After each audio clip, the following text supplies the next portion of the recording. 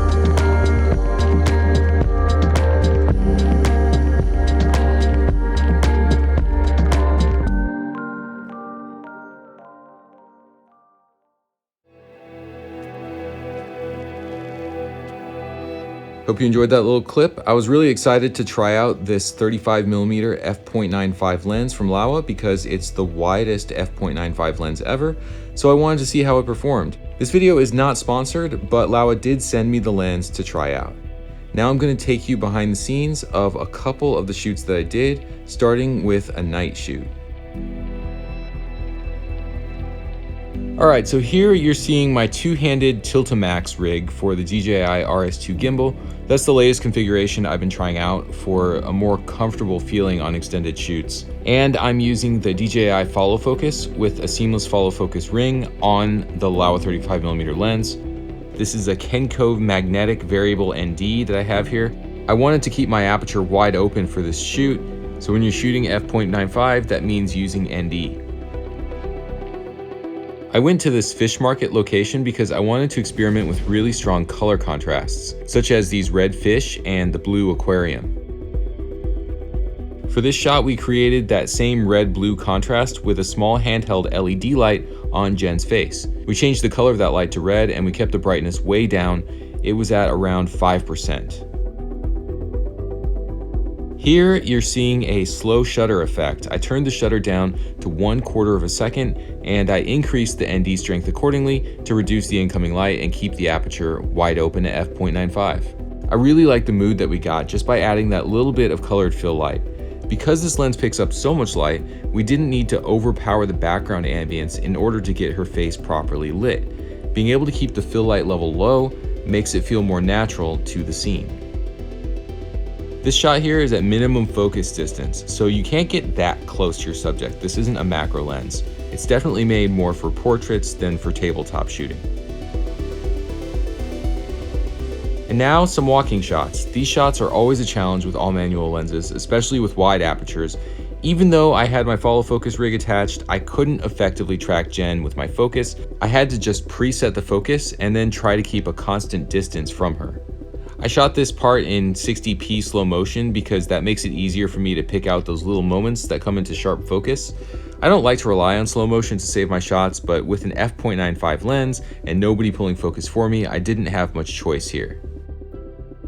When you shoot wide open with this lens, you may notice a circular rainbow kind of lens flare. If you don't like the way that looks, all you have to do is stop down a tiny bit, less than a stop, and it will go away.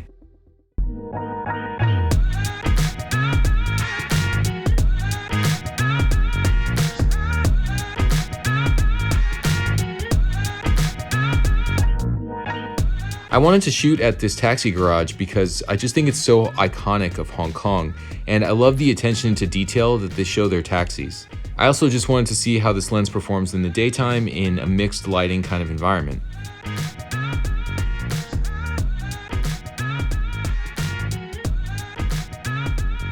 So while this lens is extremely shallow depth of field, because of course it's f.95, it's a bit easier to manage the shot, keeping the subject framed and in focus because it is a wider lens. It's 35 millimeters. And that made it easier for me to film a documentary subject like these repairmen. That said, I would not want to film a highly unpredictable subject like a child or a dog with this lens because they would just constantly be moving in and out of focus.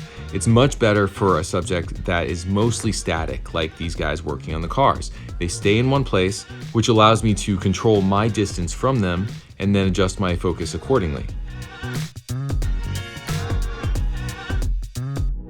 So in the daytime, I did notice some purple fringing around the high contrast areas of the shot.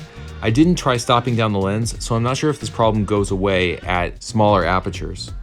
I had a lot of fun shooting in this auto garage, but I definitely did not need an f.95 lens for this kind of subject. f1.8 would have been just fine. It would have given me a shallow depth of field while being much easier to manage in terms of focus.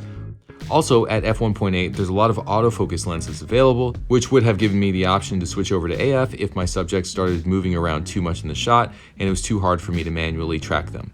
So overall, I'd say the best kind of subject for the f.95 lens is subjects in low light who are relatively static, not moving around very much in the frame. Overall, I think this is a really useful lens for anyone who's not afraid to go all manual. I love the color, the contrast, and of course the bokeh. It's not too lightweight at 750 grams, but it's also not so heavy that I wanted to leave it at home. The image is generally free of excessive flare or artifacts, even wide open at f.95.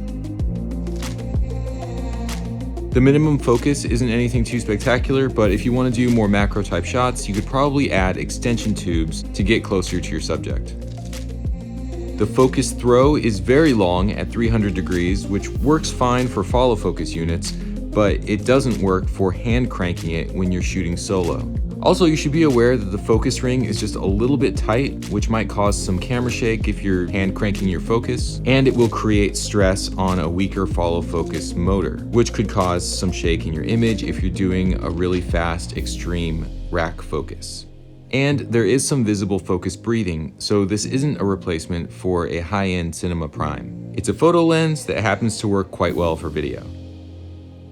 Alright, hope you've enjoyed this video. Please check out the description for my affiliate link to purchase the Laowa 35mm f.95 lens. And as always, please like, subscribe, and I will see you next time.